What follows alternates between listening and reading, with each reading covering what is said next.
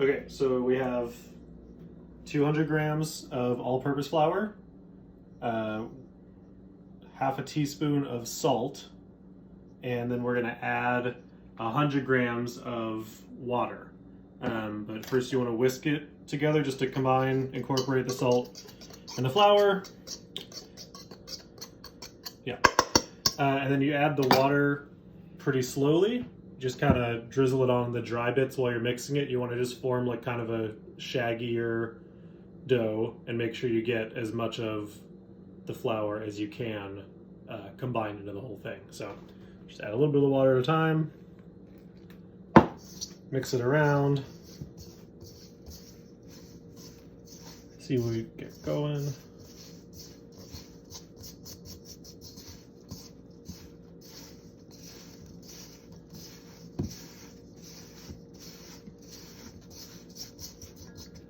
Add a little bit more.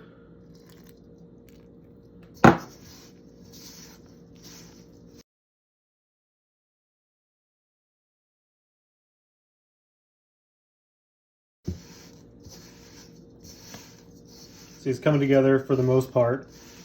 You have this kind of shaggier, loose dough, and then underneath it is all the dry ingredients that aren't incorporated yet. So just kind of add the water to that bit, slam the rest of it on top of it,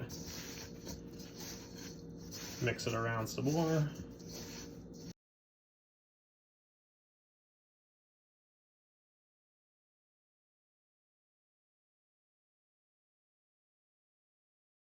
And then one last little bit, the rest of the water.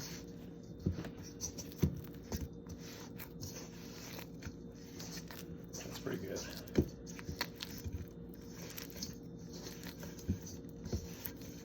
All right, and then once it's all incorporated, you're gonna keep it in the bowl.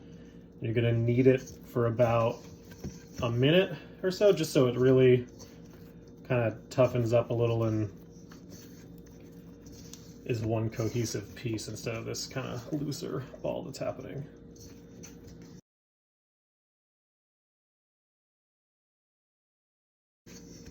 If you hit a point where you're out of water and it's not really all incorporated, you can add just a little bit more as you need.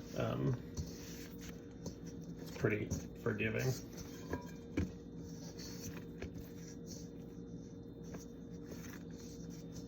So after we knead it, we're going to cover it with a plate or plastic wrap, whatever, and just let it rest for about half an hour.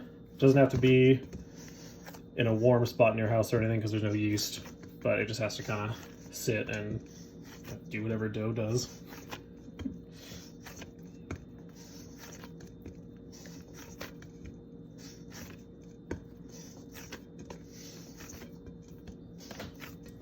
Cool, so see, that looks pretty good.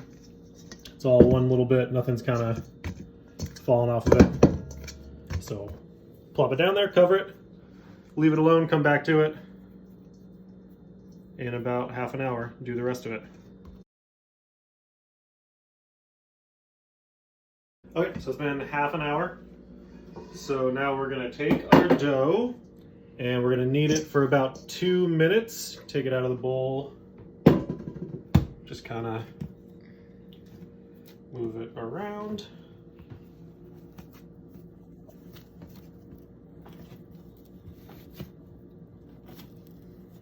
Just kind of knocking the air out of it and making it a bit smoother. Bringing it down some more.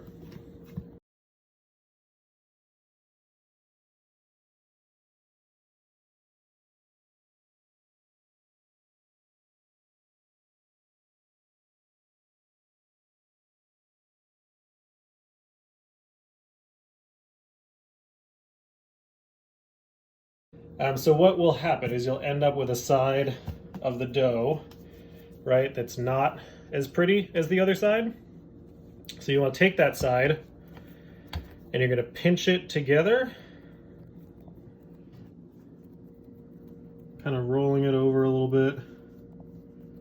And then after you've done that, you're going to drag the dough, that side down, across your work surface, kind of in every direction about, I don't know, like 10, 12 times, just kind of feel it out. What you're doing here is making a more uniform piece of dough here, so it's kind of all the same smoothness. Yeah, and then we're going to take this dough and cut it into 4 or 6 equal-ish pieces. They're not going to be identical because of the ends here, right? You're going to have kind of a shorter piece, and that's totally fine. But if you want to just kind of take a whatever bench scraper or a, you know, a kitchen knife, whatever, just kind of chop it into 4, whatever, how many pieces you get out of it. Doesn't have to be an even number. More pieces means maybe a shorter piece of noodle to start. I think we can probably leave that one. So we got 5. That's fine. And then we're going to take these, and just like you do with the other one, take the rougher side and pinch it a bit. Drag it a bit. Just kind of smooth it out a bit. Toss it back in the bowl. These corner ones are a bit easier to pinch. So it kind of turn into a dumpling or like gyoza shape.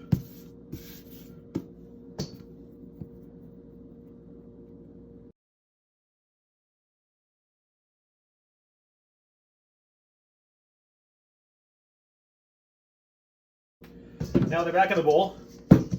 We're going to toss in about 3 tablespoons of oil. I think olive's probably the best one, but you could probably use vegetable if you have it. Probably be fine. And whatever, a little extra, a little less is fine. You really just want to make sure that they are coated.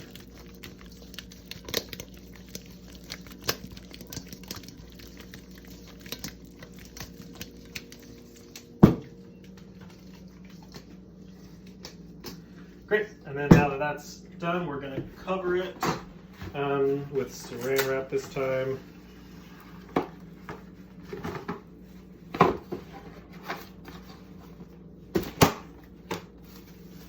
And it's going to rest for about 2 hours.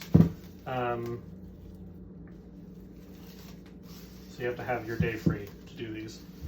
There's another way you can do them where you skip straight to this point after you make the dough. After you first make the dough, you knead it for about a minute, and then, you knead it for about 5 minutes instead of the 1 minute. And then immediately pinch and smooth it out, chop it into these bits, throw it in the oil, and then you can leave it for like 4 to 10 hours to rest. So you could do like do this in the morning, work from home, and then come back at night and make some dinner with them. But yeah, so those are all done. They're going to sit for 2 hours, and then we will stretch them out and boil them. Okay, so it's been 2 hours. Take out one of the pieces of your noodle, lay it on your work surface, get a rolling pin, and roll it out evenly, but not too thin, because you're going to make it thinner in a minute. Oops. That's pretty good. And then take a chopstick, and you're going to press into the middle of it, down the center, a little line there, and then take the ends of it firmly, but don't put too much pressure on it, and then just start slapping it.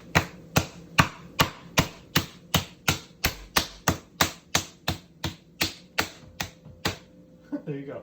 And it gets pretty long, and then you take the center there, this one already has a break in it, right? That you've marked with a chopstick, and you can pull out. You can go all the way to the ends if you want, or leave it in a big circle, or tear one end and have one extra long noodle. And then you're just going to pop it in the water. Get it to rapid boil before you start rolling out the noodles, so it really gets going. It's ready for all the rest of the noodles, because these take about a minute tops to boil. You just want them to pop in until they start consistently floating. They'll like move around and you'll be able to see, but then at a certain point they'll like sit at the top of the water, and that's really what you want. And then when they're done, you just pull them out and toss them in your bowl. And then put whatever toppings you want on it, whatever veggies and all that, and mix it all around with the sauce.